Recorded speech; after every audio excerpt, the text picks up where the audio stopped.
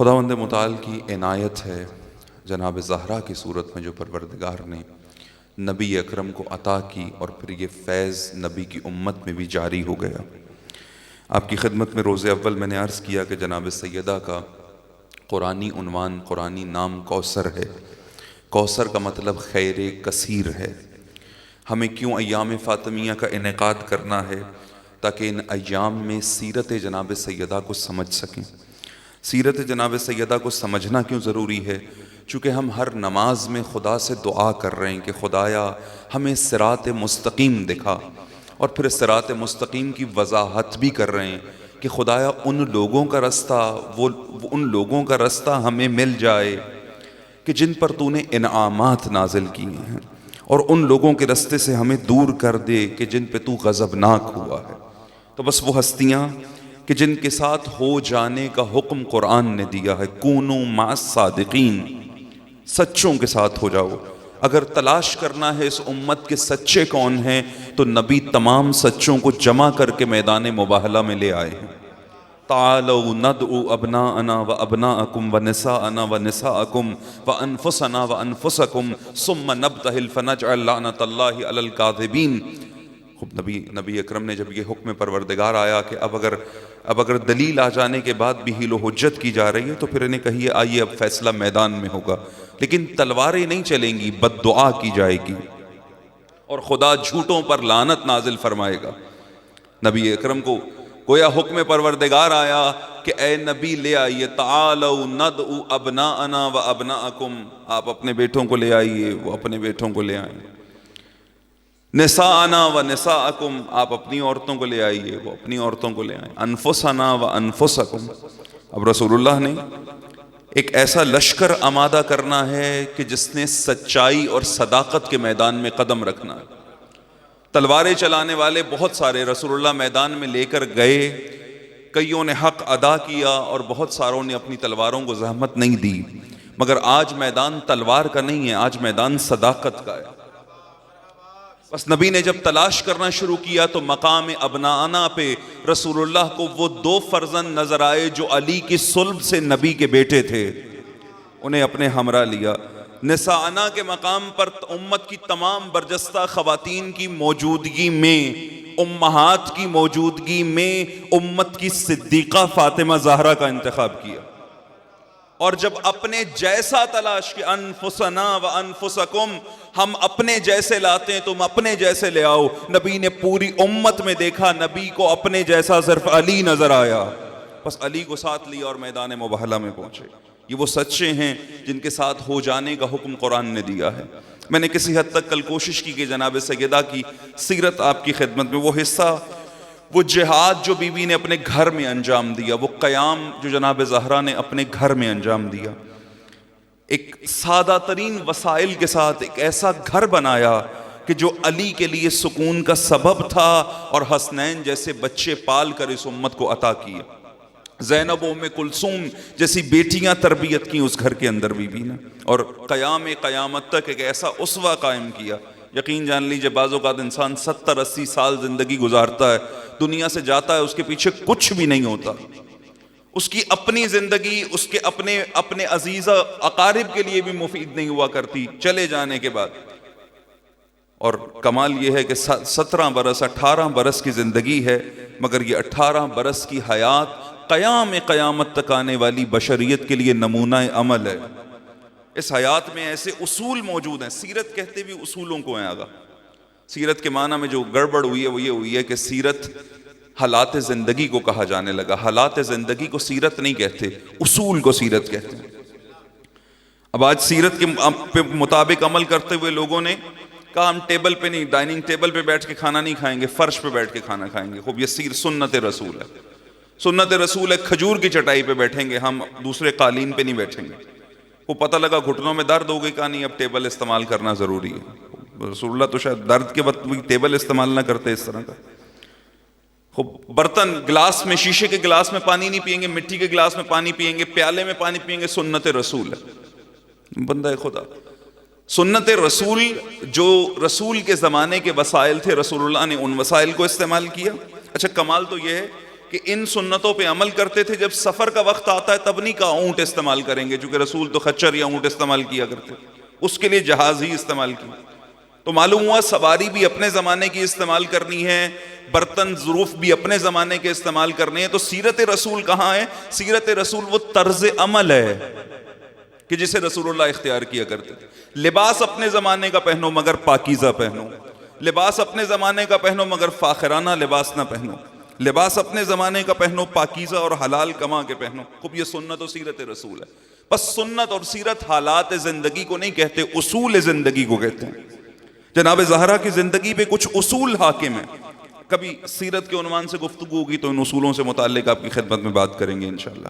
لیکن آج be be کی قیام کا دوسرا حصہ میں بڑی تیزی سے عرض کرنے کی کوشش کروں گا کہ ایک جہاد تھا جو بی بی نے چکی چلا کے انجام دیا، ایک جہاد تھا جو گھر میں کام کر کے انجام دیا، اور ایک جہاد تھا کہ جب سیدہ نے یہ دیکھا کہ اب وہ وقت آ گیا ہے کہ میرے سوا یہ جنگ کوئی نہیں لڑ سکتا، اب مجھے گھر کو ترک کرنا ہے، گھر کو چھوڑنا ہے اور لوگوں کو آ کر دین رسول یاد کرانا ہے. جناب سیدہ نے اکتفا نہیں کیا گھر چلانے پر، بلکہ جب وقت آیا تو فوراً میدان میں آ گئیں. جو ذمہ داری بنتی تھی وہ ادا کی. لولاک، عجیب حدیث نہیں ہے، لولاک لما خلقت الافلاق، اے نبی اگر آپ نہ ہوتے تو کائنات کو خلق نہ کرتا، اور اے نبی اگر علی کو خلق نہ کرتا تو آپ کو بھی خلق نہ کرتا، اور اگر فاطمہ زہرا کو خلق نہ کرتا تو آپ دونوں کو خلق نہ کرتا. مقام و مرتبے کے اعتبار سے تو رسول اللہ کا مقام بلند ہے. پھر کیوں کہا زہرا نہ ہوتی تو رسول نہ ہوتے؟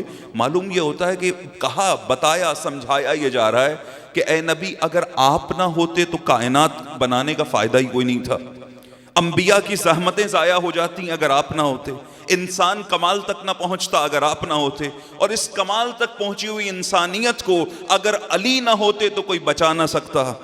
لہٰذا تمام انبیاء کی محنتیں آپ نے بچائیں، آپ کی اور تمام انبیاء کی محنتوں کا محافظ علی ہیں، اور جب علی پہ مشکل وقت آیا تو ولایت علی کی محافظہ کا نام فاطمہ زہرا ہے.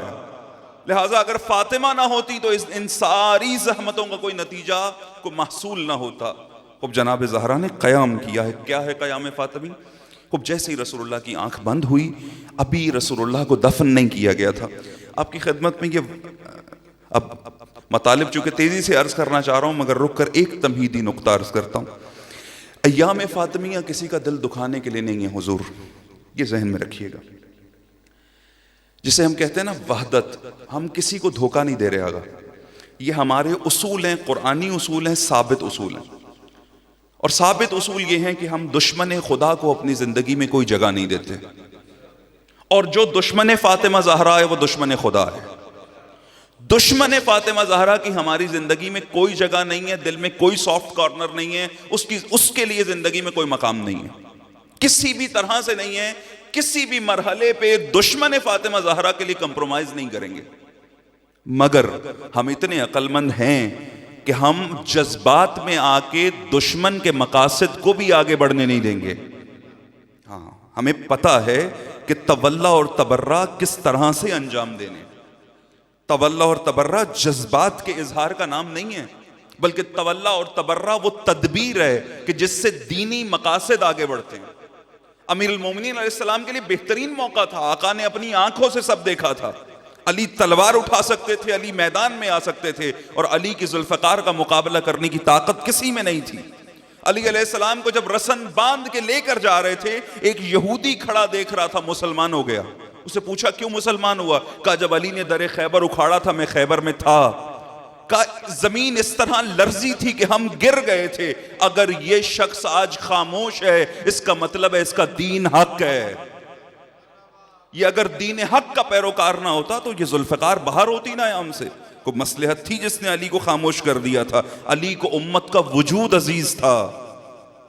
ممکن ہے علی علیہ السلام بھرپور اختلاف رکھتے ہیں حکومت سے، دلائل دیے، میں بھی عرض کروں گا. بھرپور اختلاف کا اظہار کیا علی نے، اپنے حق کو بیان کیا، یہ میرا حق ہے. لیکن اس کے باوجود جب بھی حاکم وقت کو ضرورت پڑی علی چلے گئے. علی حکومت کی مدد کے لیے نہیں گئے، دین کی مدد کے لیے گئے، حکم خدا کو پہنچانے کے لیے گئے. اپنی ذمہ داریوں کو ترک نہیں کیا آقا نے، مگر یہ کہ تلوار علی نیام میں رہی. علی علیہ السلام جانتے تھے یہ تلوار، اور علی والا جانتا ہے کہ مجھے اپنے غم و غصے کا اظہار کس طرح سے کرنا ہے، کیسے تولا کرنا ہے اور کیسے تبرع۔ دشمن استعمال کر سکتا ہے گا، وہ ہمارے جذبات سے کھیلنا جانتا ہے، اس نے اسی ممبر سے ولایت کے نام پہ ہمارے ٹکڑے ٹکڑے کر رکھے ہیں، اس کے دانت بہت تیز ہو چکے ہیں۔ اینن جنگ صفین والا منظر ہے، امریاس کہتا ہے میں اپنے امیر شام تیرے لشکر پہ اعتماد نہیں کرتا، مگر میں علی کے لشکر میں موجود بے وقوفوں سے نا امید نہیں ہوں، اور انہی بے وقوفوں سے فائدہ اٹھا کر 12,000 خوارج صرف قرآن نیزے پہ اٹھا کے دیکھ لیجئے علی کا لشکر تھا جو علی کے مقابلے پہ آگے۔ علی علیہ السلام اس وقت بتا رہے تھے دیکھو کلمۃ حق یراد بہل باطل، قرآن حق ہے، قرآن اٹھانے والے کا ارادہ باطل ہے۔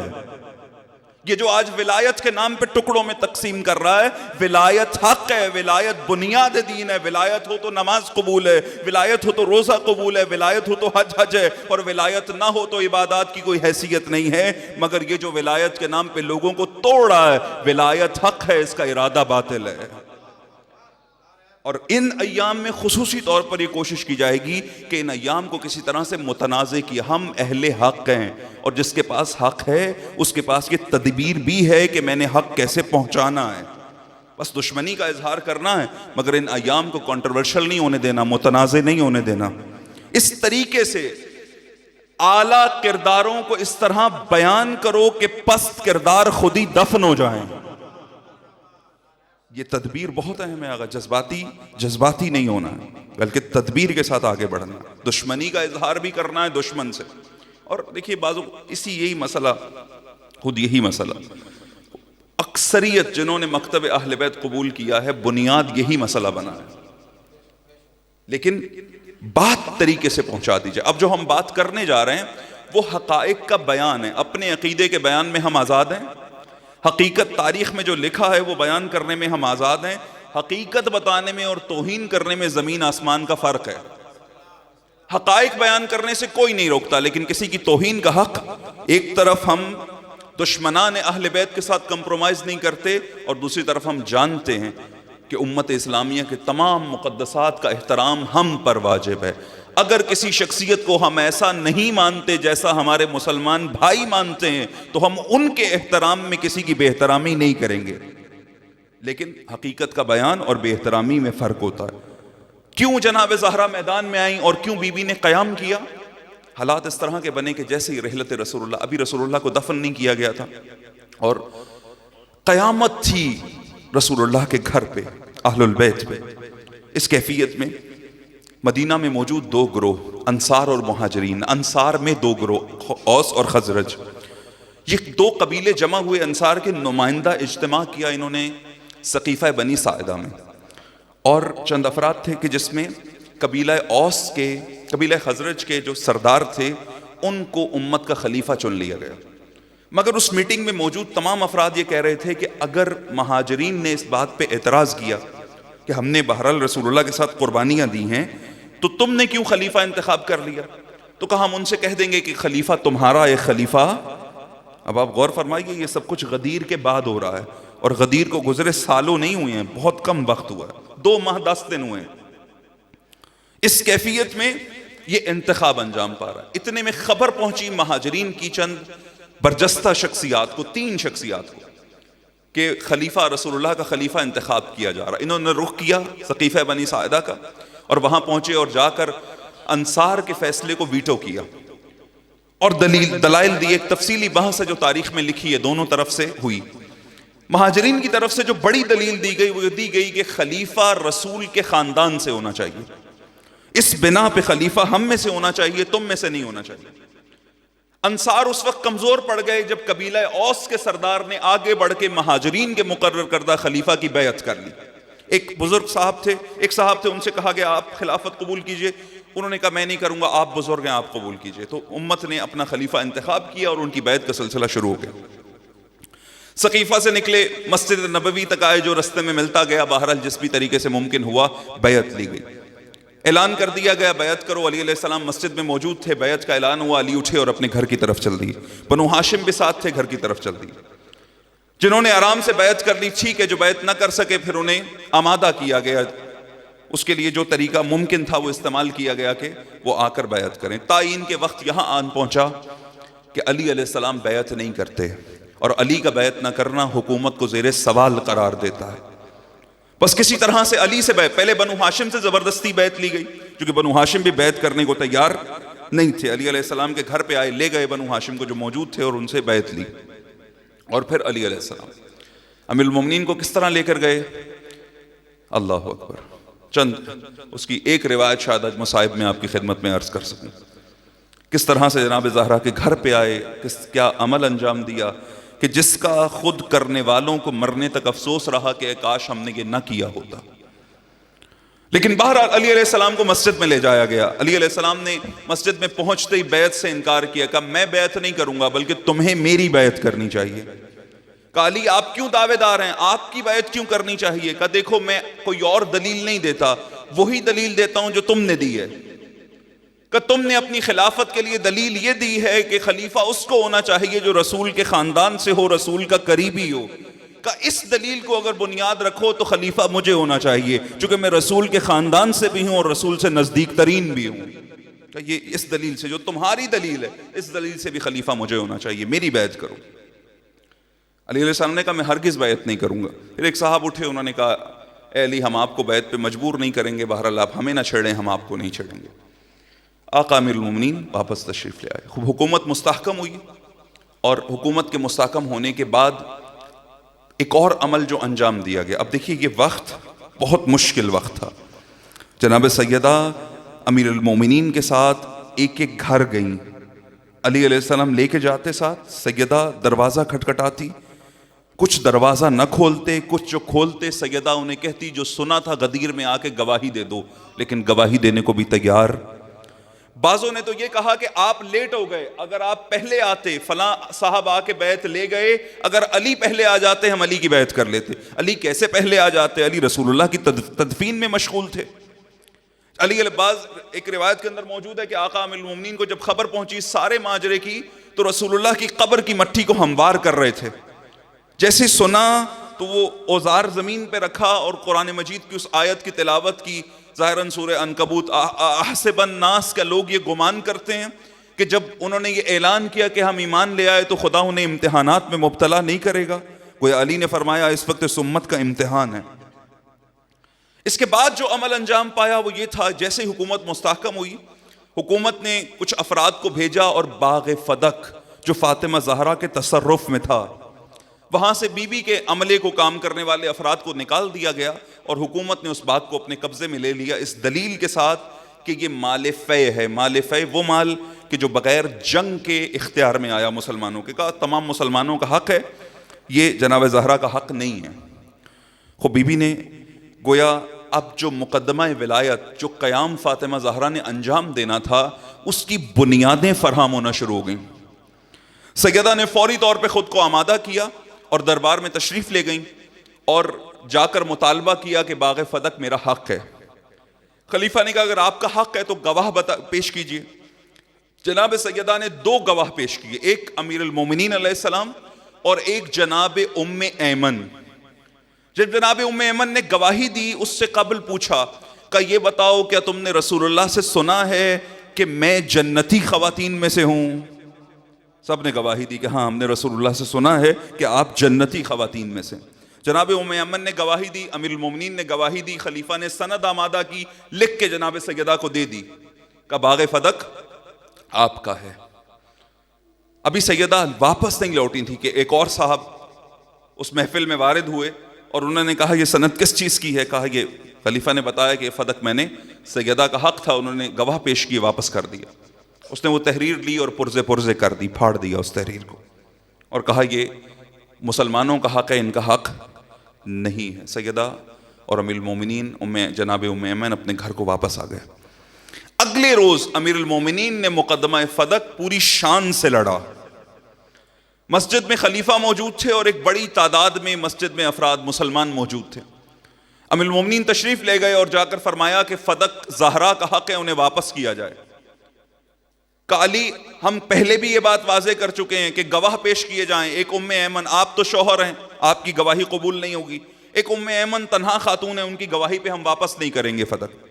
جناب ام ایمن نے واضح کیا، کہا جب رسول اللہ کو حکم آیا کہ اپنے اقربا کا حق انہیں دے دیجئے تو رسول اللہ نے باغ فتق سیدہ کو ہدیہ فرما دیا تھا.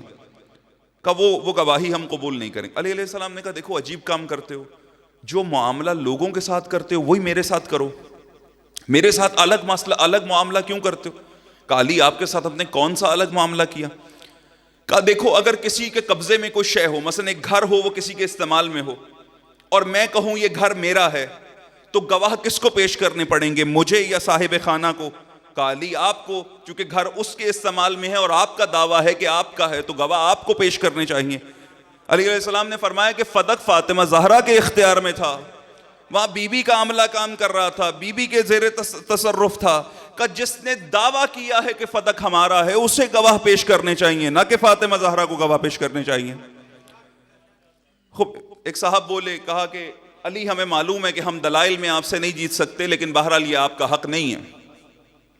علی علیہ السلام نے انہیں جواب دینے کی بجائے پھر خلیفہ کی طرف متوجہ ہوئے. کہا مجھے یہ بتاؤ، توجہ کیجئے گا ذرا اس نقطے پر، کہا مجھے یہ بتاؤ یہ جو قرآن مجید میں آیت تطہیر ہے، انما یرید اللہ لیذھب عنکم الرجس اہل البیت ویطہرکم تطہیرا، ایک صلوات پڑھ لیجئے محمد و آل محمد.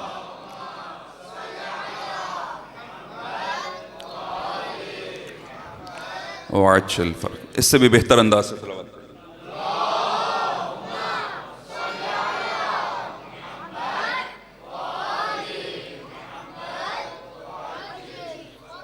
علی علیہ السلام نے فرمایا مجھے بتاؤ یہ آیت تطہیر کس کی شان میں نازل ہوئی ہے؟ خلیفہ نے فوراً کہا آپ کی شان میں نازل، آپ کے خاندان کی شان میں نازل ہوئی. اب امیر المومنین نے پھر ایک سوال کیا، کہا یہ بتاؤ کہ اگر کوئی تمہیں آ کر کہے کہ فاطمہ زہرا نے فلاں غلط کام، معاذ اللہ علی دلیل دے رہے ہیں کہ فاطمہ نے فلاں غلط کام کیا ہے، تو تم فاطمہ کے ساتھ کیسا معاملہ کرو گے؟ خلیفہ نے فوراً کہا ویسا ہی کروں گا جیسا باقی خواتین کے ساتھ کروں گا. اگر فاطمہ سے متعلق کوئی گواہی دے دے کہ انہوں نے فلاں غلطی کی ہے، تو جو حد جاری ہوئی باقی عورتوں کے ساتھ جو معاملہ کروں گا وہی فاطمہ کے ساتھ کروں گا، ان پہ بھی حد جاری کروں گا. علی نے فرمایا اگر تو فاطمہ پہ حد جاری کرے گا تو کافر ہو جائے گا. کہنے لگا یہ کیسے ہوگا، یہ کیا دلیل ہے آپ کی کہ اگر میں نے کسی نے گواہی دی اور اس کی گواہی کے بعد بھی میں بی بی کو سزا نہیں دے سکتا، ان پہ حد جاری نہیں کر سکتا؟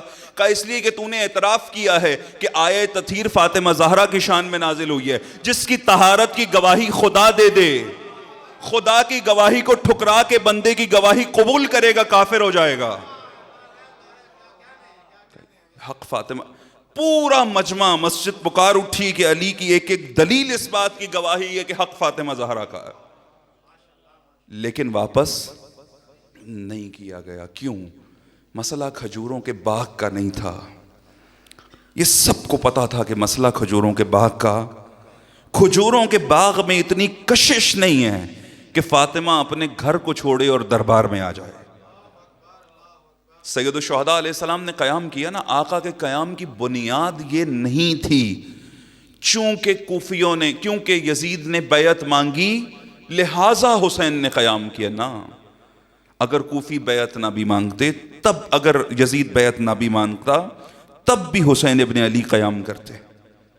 چونکہ سید الشہداء کے جو دلائل ہیں نا کہ میں اس بنیاد پر قیام کر رہا ہوں، اس میں کہیں بھی نہیں ہے کہ چونکہ یزید نے مطالبہ بیعت کیا. ہاں، یزید کے بیعت کے مطالبے کو سید الشہداء نے اپنے قیام کی بنیاد بنایا. اسی طرح فاطمہ زہرا کا ہم مغم باغ کھجوروں کا باغ نہیں تھا. کل آپ کی خدمت میں حالات زندگی عرض کی جناب سیدہ، رسول اللہ کے پاس غذا نہیں ہے، سیدہ کے پاس آ رہے ہیں. سیدہ خود بی بی کا رنگ متغیر ہے، نبی دعا فرماتے ہیں کہ سیدہ خدا تجھے سیراب فرمائے غذا کی کمی کی بنا پہ، اور اسی حالت میں باغ فدق ہے پاس. لہٰذا مسئلہ باغ فدق کا نہیں تھا. دنیا کی نگاہ میں باغ فدق کھجوروں کا باغ تھا. سیدہ کی ٹرمینالوجی میں باغ فدق ولایت کا چمن تھا جسے بچانے کے لیے سیدہ گئی تھی. اگر وہ باغ دے دیا جاتا تو نتیجتاً وہ حکومت بھی دینی پڑتی جو علی کا حق تھا. لہٰذا جانتے تھے کہ کسی بھی صورت یہ باغ واپس نہیں کرنا. خوب یہاں تک ماجرا تمام ہوا. کیوں فاطمہ زہرا ہی میدان میں آئیں، کوئی اور نہیں آیا؟ کیوں علی نہیں آئے؟ اس لیے کہ بعض اوقات ایسا وقت آ جاتا ہے کہ جب رہبر کچھ نہیں کر سکتا، پیروکار نے سب کچھ کرنا ہوتا ہے۔ حالات اس طرح کے پیش آ جاتے ہیں کہ رہبر کے ہاتھ بند جاتے ہیں۔ علی علیہ السلام اپنا حق تلوار کے ذریعے بھی لے سکتے ہیں، علی دلائل دے کر بھی یہ حق حاصل کر سکتے، کم از کم دلائل دے سکتے ہیں، کوئی مقابلہ نہیں کر سکتا۔ اور جس حد تک ممکن ہے آقا نے دلائل پیش کی، حتیٰ نہ فقط یہ کہ اپنی جانب سے یا خدا کی جانب سے مقرر کردہ احکام پہنچائے، بلکہ سامنے والے کے ہی دلائل کے مطابق اپنی خلافت کو ثابت کیا۔ مگر علی علیہ السلام کا قیام، تلوار نکالنا، میدان میں آنا سبب بنے گا کہ اسلام کی پہلی نسل بکھر جائے گی، امت اسلامیہ میں ہرج و مرج پیدا ہوگا، اور وہ دشمن جو پہلے سے تیار ہے وہ باہر سے حملہ ور ہو جائے گا۔ اگر اسلام کی یہ پنیری پہلی نسل تباہ ہو گئی، خب رسول اللہ کی محنت ضائع ہو جائے گی۔ بس امت اسلامیہ کی حفاظت کرنی ہے۔ آقا امیر المومنین نے رسول اللہ کی وصیت یاد ہے آپ کو کہ علی صبر کی، صبر کا مطلب یہ نہیں ہاتھ پہ ہاتھ رکھ کر بیٹھ جائیے گا، علی صبر کیجئے گا یعنی اس راہ پر استقامت دکھائیے گا، اور علی علیہ السلام نے یہ صبر فرمایا۔ چند افراد ہیں علی کے، چند شیعہ جنہیں بی بی نے جنازے میں شرکت کی اجازت بھی دی، 3 یا 4 افراد، ان میں سے کوئی بھی آواز اتنی طاقتور نہیں ہے، آواز اٹھی قتل کر دیے جائیں گے، زندان میں ڈال دیے جائیں گے، کمزور آوازیں ہیں۔ ایک طاقتور آواز ہے اس وقت میں، تمام تر خطروں سے گویا نمٹنے کی تیاری کی جا چکی ہے، مگر فاطمہ زہرا کا قیام، اس کا کسی کو اندازہ بھی نہیں تھا کہ جناب زہرا بھی آ سکتی ہیں دربار میں۔ وہ بی بی نے جب یہ دیکھا کہ اب حالات اس قسم کے ہیں کہ اب میرے سوا کوئی نہیں ہے جو قیام کرے، میں علی کی شیعہ بن کے علی کی ولایت کا دفاع کروں گی، بس خود کو آمادہ کیا، اس طرح سے خود کو تیار کیا کہ بی بی جب گھر سے نکلی تو راوی کہتا ہے کہ بی بی کی ابا زمین سے لگتی جاتی تھی، اور تیز تیز قدم اٹھاتی ہوئی جناب سیدہ دربار کی طرف بڑھی۔ اپنے گھر سے جو دروازہ مسجد میں کھلتا تھا اس سے نہیں گئیں، اس دروازے سے گئیں جس سے رسول اللہ جایا کرتے تھے، کیونکہ آج فاطمہ زہرا نے نبوت کو بھی بچانا ہے، امامت کو بھی بچانا ہے۔ دربار میں گئیں، جا کے بلند آواز سے گریہ کیا، پورا دربار رویا، تمام مسلمان جو بیٹھے تھے رونے لگے۔ فاطمہ زہرا کے رونے کو سب جانتے تھے، رونے میں حکمت شاید یہی تھی کہ ان کے دلوں کا غبار صاف کرنا چاہتی تھی بی بی۔ اور پھر بی بی نے جب گریہ تمام کیا، اس کے بعد اپنے خطبے کا آغاز کیا۔ خطبے کا آغاز جزا و فضا سے نہیں تھا، ہائے میرا فدق لٹ گیا، بلکہ خطبے کا آغاز یہ تھا، الحمدللہ علی ما انعم ولہ الشکر علی ما الحم والثناء بما قدم من عموم نعم ابتدأها۔ شکر و حمد سے جناب سیدہ نے آغاز کیا۔ کبھی موقع ملا انشاءاللہ تو اس خطبے کو عنوان قرار دے کر اس پہ بات کریں گے، جس کے ابتدائی حصے میں بی بی نے شکر کرنا سکھایا، شکر خدا۔ کیا کمال ہے اس جملے میں نا، الحمدللہ علی ما انعم، میں خدا کی حمد کرتی ہوں جس نے نعمتیں عطا کی۔ سیدہ نے یہ نہیں کہا میں اس خدا کی حمد کرتی ہوں جس نے مجھے نعمتیں دی، کہا اس خدا کی حمد کرتی ہوں جس نے نعمتیں نازل فرمائی۔ وہ نعمت مجھے دی یا کسی اور کو عطا کی، اس نعمت نازل کرنے والے رب کی شکر گزار ہوں۔ گویا بتا رہی تھی کہ جس مقام کو تم غصب کر رہے ہو وہ غصب کرنے کے لیے نہیں ہے، وہ ولایت خدا کی نعمت ہے۔ علی کے مقام کو غصب کرو گے غاصب ٹھہرو گے، علی کے قدموں میں بیٹھو گے خدا تک کا سفر کرو گے۔ اس حقیقت کو دنیا کو بتانے آئیں، پہلے شکر کرنا سکھایا، پھر توحید سکھائی، پھر نبوت سکھائی، اور پھر ولایت سکھائی، دفاع کیا، اپنا حق طلب کیا بی بی نے اس خطبے کے اندر۔ کیا ہے فدق فاطمہ زہرا؟ خوب یہ روایت سن لیجئے، امام کاظم علیہ السلام کا زمانہ ہے، اللہم صلی علی محمد وآل محمد۔ امام کاظم علیہ السلام کا زمانہ، ہارون الرشید عباسی خلیفہ، اس نے اعلان کر دیا، کہا کہ جس کا جو حق لٹا تھا، بنو امیہ نے لوٹا تھا، میں سب واپس کرنے کے لیے تیار ہوں۔ امام کاظم علیہ السلام دیکھ رہے ہیں، اس نے آقا سے کہا آقا آپ کا بھی تو فدق لٹا تھا، واپس نہیں لیں گے؟ ہارون کو پتا تھا، مفتی صاحب ہارون کو پتا تھا کہ فدق لوٹا گیا تھا، کہا فدق واپس نہیں لیں گے؟ امام علیہ السلام نے کہا لوں گا مگر پورا لوں گا۔ کہنے لگا آپ حد بتا دیں میں واپس کر دوں گا۔ امام علیہ السلام نے مسکرا کے کہا اگر میں نے حدود بتا دیے پھر تو واپس نہیں کرے گا۔ کہنے لگا نہیں مولا آپ کے جد کے حق کا واسطہ آپ مجھے حدود بتائیے، واپس کروں گا۔ امام نے کہا اتنا اصرار ہے تو پھر سن، فَأَمَّا الْحَدُّ الْأَوَّلُ فَأَدَنْ، کا فدق کی پہلی حد ملک عدن ہے، حد ثانی سمرقند، کا فدق کی دوسری حد سمرقند ہے، حد ثالث افریقیہ، فدق کی تیسری حد ممالک افریقی ہیں، حد رابع سیف البحر، کا فدق کی چوتھی حد سیف البحر ہے۔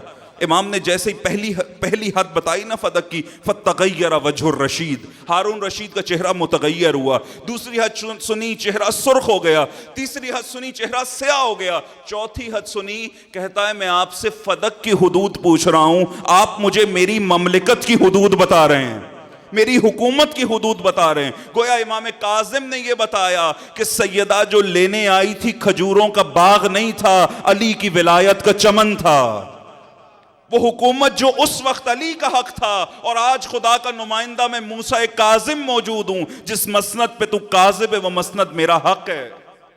آقا آپ کو ہر نماز کے بعد آیت الکرسی پڑھنے کا حکم دیا گیا ہے، مستحب عمل ہے اور بہت اجر و ثواب رکھتا ہے، اثر رکھتا ہے۔ عموماً اجر و ثواب کے پیچھے تو بھاگتے ہیں، اجر و ثواب خدا دے دیتا ہے، آپ اثر کے پیچھے بھاگا کریں کہ میں نے جو کیا ہے حاصل کیا ہوا ہے مجھے اس سے۔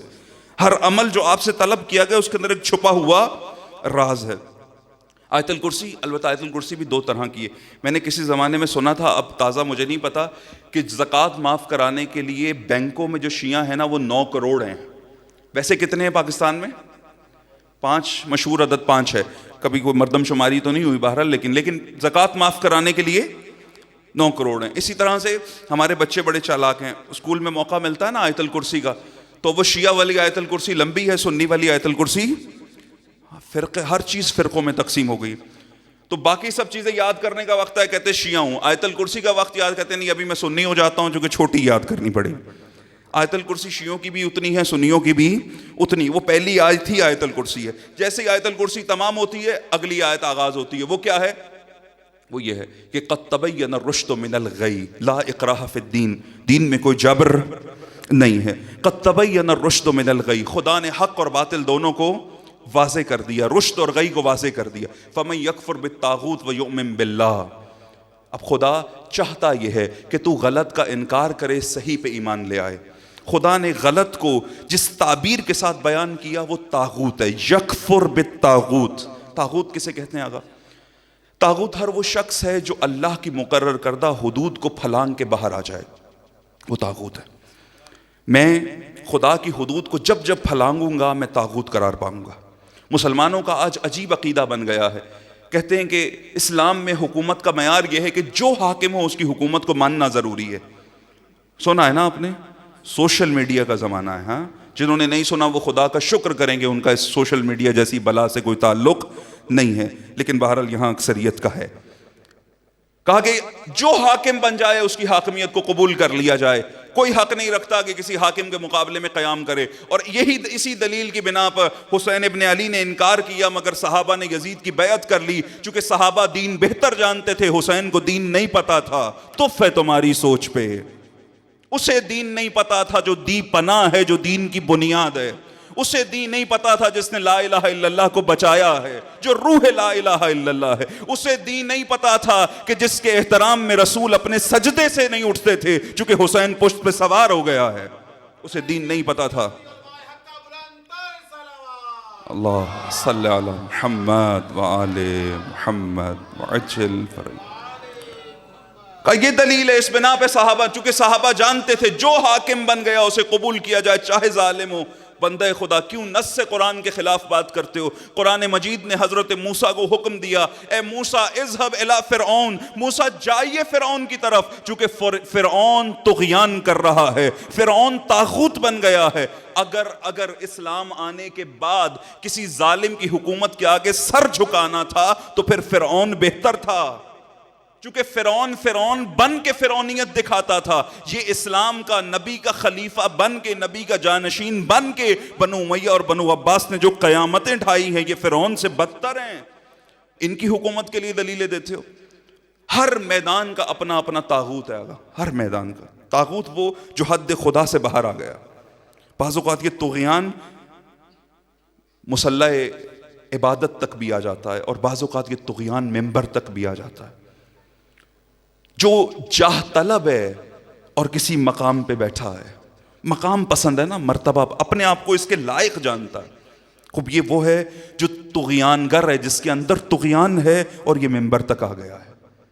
اب وقت نہیں میں عرض کرتا، ہر میدان کا اپنا اپنا طاغوت ہے، ہمیں خود کو طغیان سے بچانا۔ طغیان تو سمجھتے ہیں نا، آپ کے ہاں صرف دریا طغیان کرتے ہیں، کہتے ہیں دریا نے طغیانی آ گئی، دریا اپنی حد سے، سمندر اپنی حد سے باہر آ گیا، دریا اپنی حد سے باہر آ گیا، نہر کا پانی اپنی حد سے باہر آ گیا، طغیان کیا۔ آغایان انسان ان سب چیزوں سے بڑھ کے طغیان کرتا ہے۔ روایت ہے کہ شب جمعہ سمندروں میں رہنے والی مچھلیاں اپنے منہ کو آسمان کی طرف بلند کر کے کہتی ہیں، خدایا ان انسانوں کے جرموں کی سزا ہمیں نہ دینا۔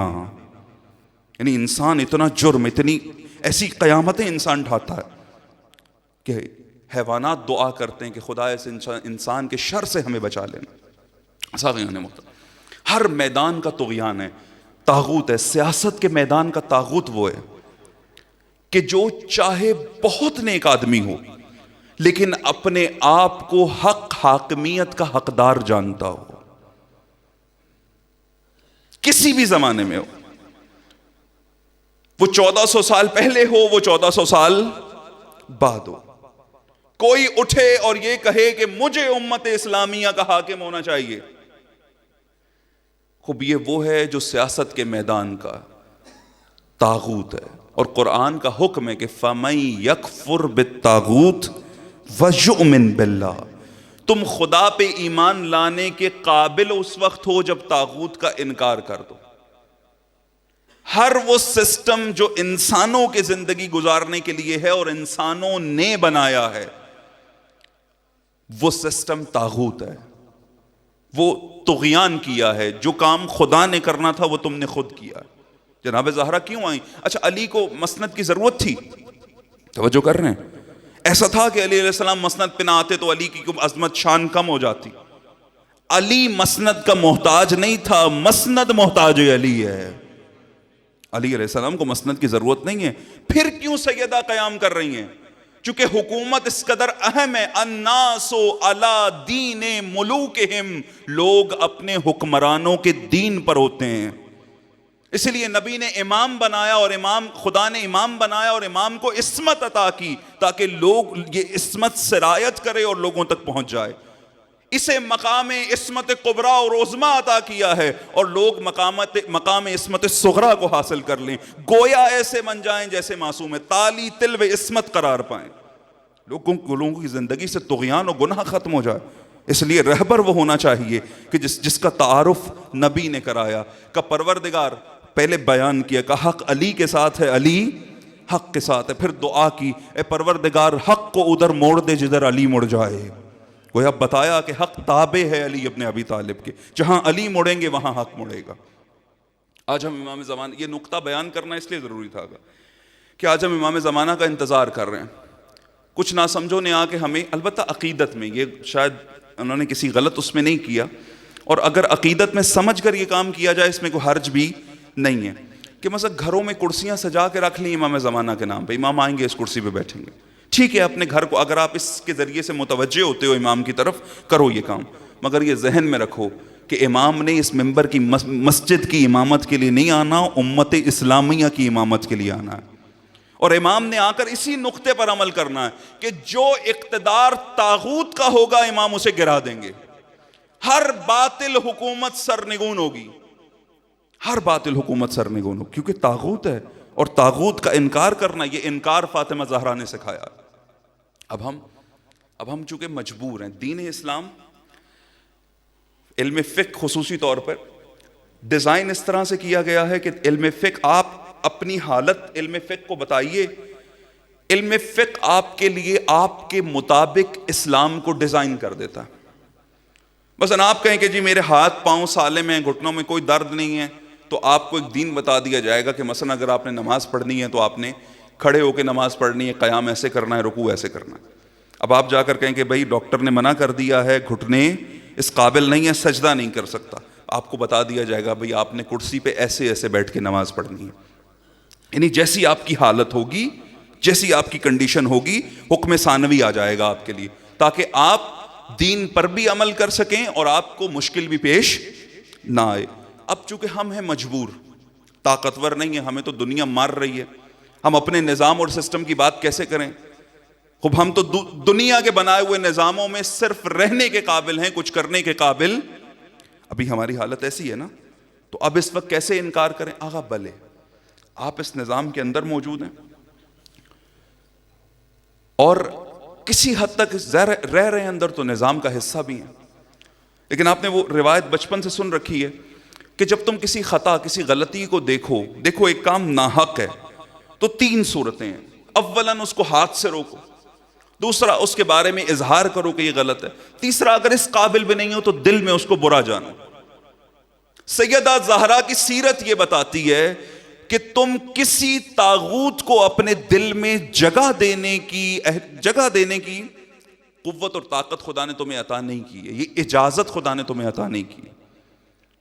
بھلے ایک ایسے نظام کے تحت رہ رہے ہو کہ جو نظام غیر الہی نظام ہے، ناقابل قبول ہے، جس میں نماز پڑھو تو نماز بلندی تک نہیں لے جاتی، فحشاہت و منکرات سے نہیں بچاتی، روزہ رکھو تو فاقوں میں بدل جاتا ہے، صبح انسان مومن ہوتا ہے، شام کو کافر ہو جاتا ہے، منکر ہو جاتا ہے۔ خوب یہ حالات ہیں، اس زمانے میں زندگی گزار رہے ہو، ایک باطل نظام کے تحت رہ رہے ہو، لیکن ذہن میں رکھو کہ یہ حاکم تمہارے دین کا حصہ ہے، حاکمیت دین سے باہر نہیں ہے۔ جن لوگوں نے دین اور سیاست دونوں کو جدا جدا کیا ہے، انہوں نے صرف اپنے باطل اقتدار کی جگہ نکالی ہے۔ مسلمانوں کو کہا علی دعاؤں والا امام ہے، علی نمازوں والا امام ہے، علی کے ذریعے سے دعائیں قبول کراؤ، علی کا نام لے کے خدا سے مانگو، خدا عطا کرے گا۔ اقتدار، حکومت، حاکم کے سب چھوڑ دو، یہ بنو امیہ اور بنو عباس کا حق ہے، نہ بندہ خدا۔ مسند اقتدار زمانے کے امام کا حق ہے، اور اگر امام غیبت میں چلا جائے تو کم از کم جس کی حاکمیت پہ ہم راضی ہو سکتے ہیں وہ فقیہ عادل ہے، کہ جس نے اپنی مرضیوں کو اپنے امام کی مرضیوں میں ضم کر دیا ہو۔ اگر اس سے کم پر راضی ہو تو ولایت سے جفا کر رہے ہو، رضایت کا اعلان نہیں کرنا۔ جس طرح سے اضطراری حالات ہوتے ہیں نا، بندے کو کبھی پھنس جائے، مثلا بھوکا ہو تو اسے ناجائز چیز کھانا بھی اس کے لیے جائز ہو جاتا ہے۔ مثلا آپ موت کے قریب پہنچ جائیں اور آپ کے پاس صرف کتا موجود ہو، تو کتا جو نجس بھی ہے اور حرام بھی ہے، اب آپ کے لیے جائز ہو گیا، چونکہ جان بچانا واجب ہے۔ لیکن اضطراری حالات میں آپ نے کتے کا باربیکیو کر کے نہیں کھانا ہے۔ یہ نہیں کہنا ہے بھئی اب اضطراری حالات ہیں، دعوت ہے، سب آجو، آج باربیکیو پارٹی ہے، کتا پارٹی، کتے کے گوشت کا باربیکیو ہوگا، ہے نا۔ اس حد تک کھاؤ کہ جان بچ جائے، اس سے زیادہ نہیں کھا، اور رغبت کے ساتھ بھی نہیں کھانا، لبیک اللہم لبیک، میں جان بچانے کے لیے کتا کا نہیں بھائی، جان بچانے کے لیے کھاؤ، اتنا کھاؤ کہ جان بچ جائے، لبیک اللہم لبیک کی ضرورت نہیں ہے۔ شیعہ نے میدان سیاست میں قدم رکھنا ہے، مگر کسی باطل کا ساتھ دیتے ہوئے لبیک یا حسین نہیں کہنا ہے، بلکہ ذہن میں رکھنا ہے کہ یہ ہماری وقتی ضرورت ہے، اگر ہے ضرورت، حل ہوتی ہے، ظاہر ہے جینا تو ہے نا، رہنا تو اسی نظام کے اندر ہے نا، لیکن یہ کام کرتے ہوئے ذہن میں رکھنا ہے کہ میں رغبت سے نہیں کر رہا۔ امام رضا نے ولی عہدی قبول کی، امام علیہ السلام کو حاکم نے کہا کہ آپ کو اقتدار دیتا ہوں، امام نے کہا میں قبول نہیں کروں گا۔ کہا کیوں قبول نہیں کریں گے؟ کہا اس لیے کہ اگر یہ اقتدار تیرا حق ہے تو تو مجھے دے نہیں سکتا، چونکہ خدا نے تیرا حق بنایا، تیرا حق ہے، اپنا حق مجھے کیسے دے رہا ہے؟ اور اگر تیرا حق نہیں ہے، جو شے تیری ہے نہیں، وہ تو مجھے دے کیسے سکتا ہے؟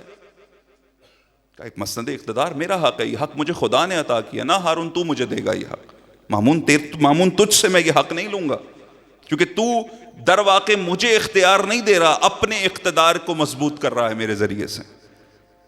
ائمہ کو اور امام رضا علیہ السلام نے مجبوراً اس عمل کو قبول کیا، لیکن بتایا کہ جب تمہیں ظالم مجبور کر دے اور تمہیں ظلم کے نظام میں رہنا ہو تو پھر کس طرح سے رہنا ہے، کس طرح سے زندگی، پھر کس طرح سے دین کے لیے، دین کے مقاصد کو آگے بڑھانے کے لیے تمہیں کوشش کرنی ہے۔ لیکن باطل پہ راضی نہیں ہو جانا، راضی تب ہوں گے جب زمانے کا امام ظہور کرے گا، اور زمانے کا امام ظہور تب کرے گا جب ہم پہلے اپنے وجود کو سنواریں گے اور پھر اس بات کو سمجھیں گے کہ اس وقت ہمارا اجتماعی کردار کیا بنتا ہے۔ میں ان 3 دنوں میں بہت زیادہ بول گیا، ویسے اتنا بوجھ آپ پہ ڈالنا نہیں چاہیے تھا، لیکن اگر کچھ مفید بات آپ تک پہنچا سکا ہوں تو کوشش کیجئے گا کہ اگر کوئی سوال پیدا ہو تو اس کو آگے بڑھائیے گا، اور خصوصاً یہ آخری نقطے اپنے ذہن میں رکھیے گا۔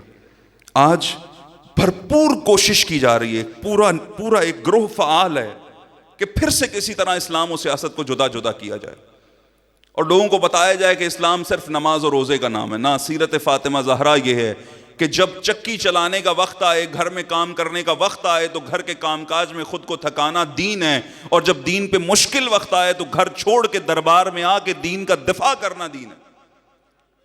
اگر نماز پڑھنے کا وقت ہو تو نماز پڑھنا دین ہے، اگر حج کرنے کا وقت ہو تو حج کرنا دین ہے، لیکن اگر کعبہ بچانے کا وقت ہو تو حج چھوڑ کے کربلا میں جا کے اپنا سب کچھ قربان کرنا دین ہے۔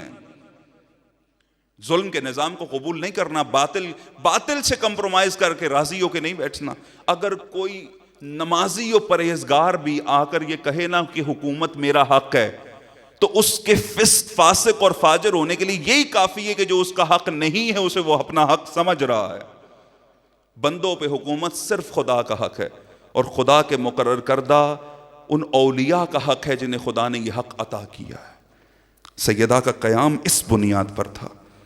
باغ فدق، چمن ولایت، سیدہ دفاع کیا، میدان میں آئیں، اپنا سب کچھ لٹا دیا، جو کچھ قربان کر سکتی تھی سیدہ بی بی نے قربان کیا۔ جبرائیل نازل ہوئے، بس آخری روایت سنیں، ایک صلوات پڑھ لیجئے گا۔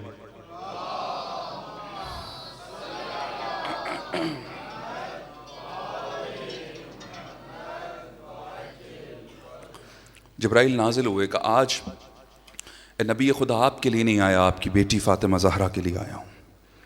فاطمہ دعا کریں، خدا قبول کرے گا۔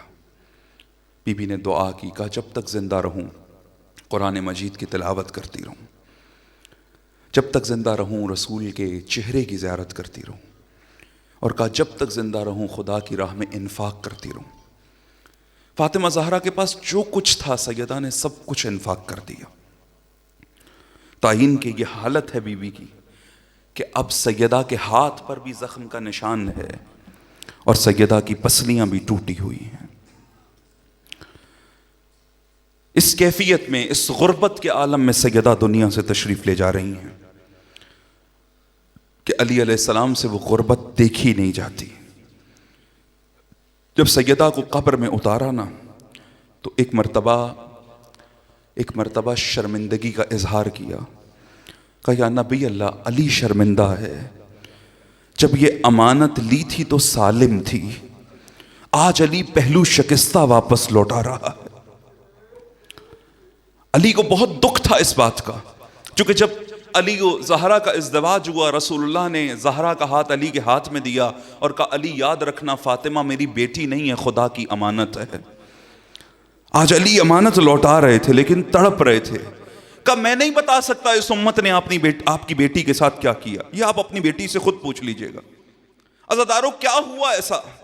کتاب بیت الاحزان میں شیخ عباس قمی نے اس خط کو لکھا ہے، بیان کیا ہے کہ وہ لعین کہ جو فاطمہ زہرا کے دروازے پر آیا، اس نے جو ظلم ڈھائے وہ ظلم خط میں تحریر کر کے یزید کے باپ کو بھیجے، اور یزید نے اس خط کو محفوظ رکھا اور پھر کسی شخص کو اعتراض کرنے پہ وہ خط دکھایا۔ اس خط میں یہ موجود تھا کہ فاطمہ زہرا کے دروازے پہ کیا کچھ کیا گیا۔ یہ کہتا ہے کہ جب علی بیعت کے لیے نہیں آ رہے تھے، میں فاطمہ زہرا کے دروازے پر گیا اور گستاخی سے کہا علی کو باہر نکالو ورنہ دروازے کو آگ لگا دوں گا۔ کہ فاطمہ آگے بڑھیں اور آ کر کہا من انتم، اے لوگو تم کون ہو؟ انا فاطمہ، میں نبی کی بیٹی فاطمہ ہوں۔ بی بی آپ غریب الوطن تو نہیں ہیں، اپنے وطن میں تعارف کیوں کرا رہی ہیں؟ کہا یہ گستاخی بتا رہی ہے یہ فاطمہ کو بھول گئے ہیں، یہ مقام فاطمہ زہرا کو بھول گئے ہیں۔ یہ شخص کہتا ہے کہ جب سیدہ نے آ کر بات کرنا چاہی تو میں نے کہا میں آپ سے بات نہیں کروں گا، علی کو باہر بلائیے۔ کہا اس کے بعد جب میں نے دیکھا کہ سیدہ علی کو بلانے کے لیے تیار نہیں ہے، چونکہ فضہ پہلے آ کے بتا چکی ہیں کہ علی قرآن کی جمعاوری میں مشغول ہیں، اور علی نے یہ کہا جب تک قرآن جمع نہیں ہو جاتا نہ گھر سے باہر نکلوں گا نہ اپنے دوش پہ ابا ڈالوں گا۔ اس شخص نے بی بی کے ساتھ گستاخی شروع کی، فاطمہ زہرا کے ساتھ گستاخی شروع کی۔ یہ لعین کہتا ہے کہ میں نے چاہا کسی طرح گھر میں داخل ہو جاؤں، کہ سیدہ نے دروازے کو پوری طاقت سے پکڑ رکھا تھا. سیدہ مجھے اجازت نہیں دیتی تھی گھر میں آ جاؤں. کہ میرے قریب ایک شخص کھڑا تھا, اس کی کمر بند میں تازیانہ تھا.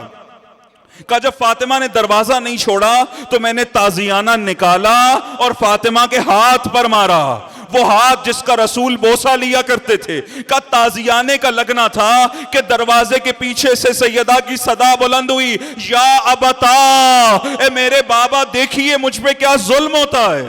کا جب سیدہ کی یہ آواز میں نے سنی تو میرے دل میں نرمی پیدا ہوئی, اس قدر درد تھا اس آواز میں. کا میں پیچھے ہٹنے لگا, مگر مجھے ایک مرتبہ علی کی دشمنی یاد آ گئی اور پھر میری آنکھوں پر علی کے بغض کا پردہ پڑ گیا. کا میں پھر دروازے کو زور لگاتا رہا. سیدہ نے مجھے اپنے ہاتھوں سے روکنا چاہا تو میں نے ہاتھوں کو جھٹک دیا. کا اس کے بعد میں نے ایک مرتبہ دروازے کو جب زور لگایا نا تو دروازے میں موجود میخ سیدہ کے پہلو میں پیوست ہوئی اور دروازے کے پیچھے سے صدا آئی, اے فضہ آئیو میرا محسن مارا گیا, فضہ میرے محسن کو شہید کر دیا. سیدہ زمین پر موجود تھی. یہ شخص کہتا ہے جب میں نے دیکھا نا فاطمہ کی پکڑ دروازے پہ کمزور پڑ گئی, کہ میں فاطمہ و علی کے بیت الشرف میں داخل ہوا. کہ میں نے گھر میں نگاہ دوڑائی, دیکھا علی کہاں موجود ہیں. کہ اب میں چاہتا تھا کسی طرح علی تک پہنچ جاؤں. کہ جیسے ہی فاطمہ نے مجھے اپنے گھر میں دیکھا زخمی حالت میں دیوار کا سہارا لے کر میرے سامنے پھر کھڑی ہو گئی. کہا جب اس عالم اتنی ریزسٹنس کے بعد بھی جناب زہرا نے مجھے گھر میں داخل ہونے نہیں دیا. کہ میری آنکھوں پہ بغض علی کا پردہ تھا. میں نے وہ ظلم کیا کہ قبر میں رسول اللہ کو تڑپا دیا. میں نے وہ جفا کی کہ خدیجۃ الکبریٰ کو تڑپا دیا. چونکہ جناب خدیجہ کی وصیت تھی, یا نبی اللہ میرے بعد میری بچی فاطمہ کا خیال رکھیے گا, یا نبی اللہ خیال رکھیے گا میری فاطمہ کو کوئی مارے نہیں, یا نبی اللہ خیال رکھیے گا میری بچی کے کوئی منہ پر تماچا نہ مارے. جب تک رسول زندہ رہے سیدہ کا دفاع کرتے رہے. مگر آج عجیب قیامت ہے, یہ شخص خود لکھتا ہے جب فاطمہ میرے سامنے پھر کھڑی ہوئی, میری آنکھوں پہ بغض علی کا پردہ تھا, میرا ہاتھ بلند ہوا. یہ ہاتھ جب لوٹا تو بنت پیغمبر کے چہرے پر بی بی کھڑی نہ رہ سکی, زمین پر گر گئی. انا للہ و انا الیہ راجعون.